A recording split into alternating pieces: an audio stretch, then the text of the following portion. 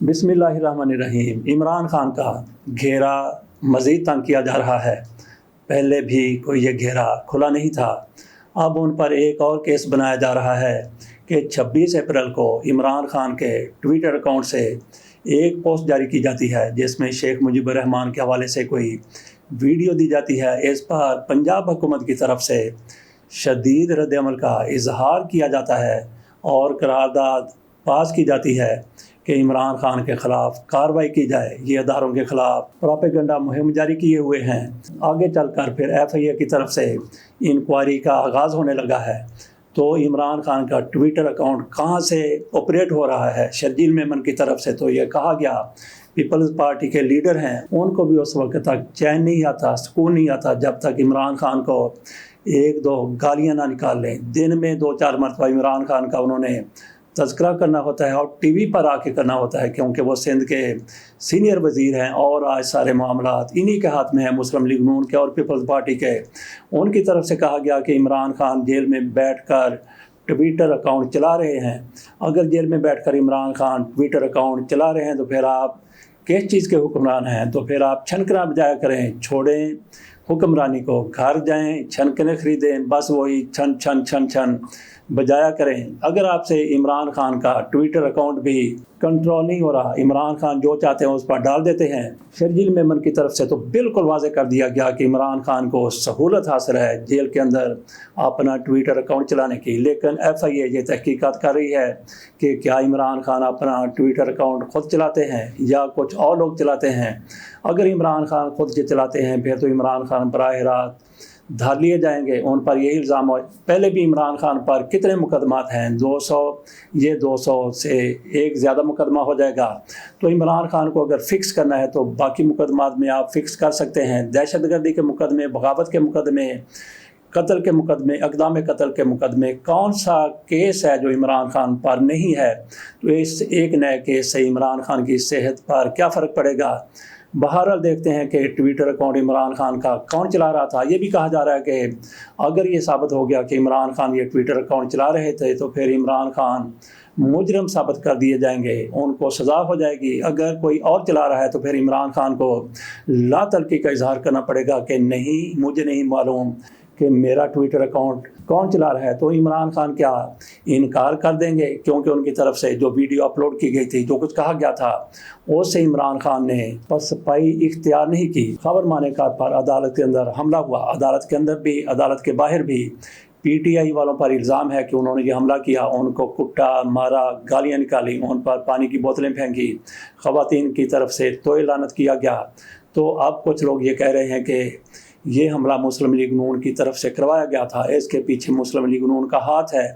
تو ناظرین، آپ کیا سمجھتے ہیں کہ وہاں پہ پیشی خبر مانے کا کی اور عمران خان کا کیس تو مسلم لیگ نون والے وہاں پہ جائیں گے؟ بہرحال کہا یہ جا رہا ہے کہ مسلم لیگ نون کے لوگوں کی طرف سے یہ سارا ڈرامہ رچایا گیا اور الزام آ گیا تحریک انصاف کے لوگوں پر۔ لیکن تحریک انصاف کے لوگ وہ تو اب بھی اعتراف کرتے ہیں، اقرار کرتے ہیں کہ ہاں ہم نے یہ سارا کچھ کیا ہے۔ ان کا ایک ایک وکیل، بڑے سے بڑا وکیل، بڑے سے بڑا لیڈر بھی یہ کہتا ہے کہ خاور مانیکا کی طرف سے غلیظ زبان استعمال کی گئی تھی، تو پھر کارکن جذبات میں آ گئے۔ کیا یہ واقع درست ہے کہ عمران خان پر حملہ مسلم لیگ نون والوں نے کیا اور تحریک انصاف کے ورکر اور لیڈر کہہ رہے ہیں کہ نہیں، ہم نے کیا؟ مجھے سیک کا واقعہ یاد آ جاتا ہے کہ اس کو ایک قتل کے الزام میں گرفتار کیا گیا، تو جس عدالت میں بھی ان کا کیس گیا اس نے یہی کہا، ہاں میں نے قتل کیا ہے، اور بالآخر یہ ہوا کہ اس کو سزائے موت سنا دی گئی۔ تو اس موقع پر اس نے کہا، دیکھو میں نے کیسے ان لوگوں کو بیوقوف بنایا ہے، قتل کسی اور نے کیا ہے، لیکن میں نے کہا کہ میں نے قتل کیا ہے اور یہ مجھے سزا دے رہے ہیں، میں نے ان کو فدو بنا دیا یا فتو بنا دیا، یہ اس سے کی طرف سے کہا گیا۔ تو کیا تحریک انصاف والے بھی ایسے ہی اپنے آپ کو بڑا لیڈر ظاہر کرنے کے لیے، بڑا عمران خان کا حامی ثابت کرنے کے لیے یہ الزام جو کچھ کیا مسلم لیگ نون والوں کی طرف سے، یہ کہہ رہے ہیں کہ نہیں، ہم نے یہ سارا کچھ کیا ہے؟ تو ویسے مجھے یہ لگتا ہے کہ اس میں مسلم لیگ نون کی کوئی شرارت نہیں ہے، کچھ عمل دخل نہیں ہے، یہ سارا کچھ پی ٹی آئی والوں کی طرف سے کیا گیا ہے اور انہوں نے اس کا اعتراف بھی کیا ہے۔ دیکھتے ہیں کہ ان کے ساتھ قانون کیسے نمٹتا ہے۔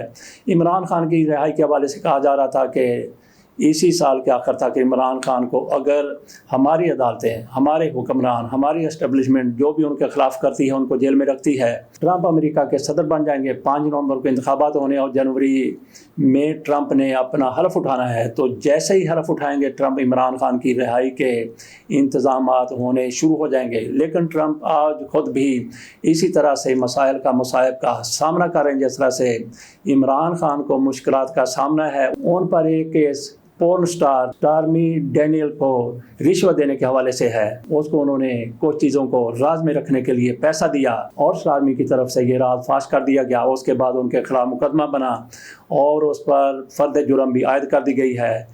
ٹرمپ کو مجرم قرار دے دیا گیا ہے۔ 2-4 دن میں اس کیس کا فیصلہ آ جائے گا۔ جولائی میں اس کیس کا فیصلہ آنا ہے۔ کہا جا رہا ہے کہ ٹرمپ کو 4 سال کی قید ہو سکتی ہے۔ یہ پاکستان کی طرح نہیں ہے کہ جیسے ہی ایک لمحے کی بھی اگر سزا ہو جائے تو بندہ 5 سال کے لیے نااہل ہو جاتا ہے، لیکن وہاں پہ ایسا قانون نہیں ہے۔ ٹرمپ کو اگر سزا ہو جاتی ہے تو وہ جیل میں بیٹھ کر اپنا الیکشن لڑیں گے۔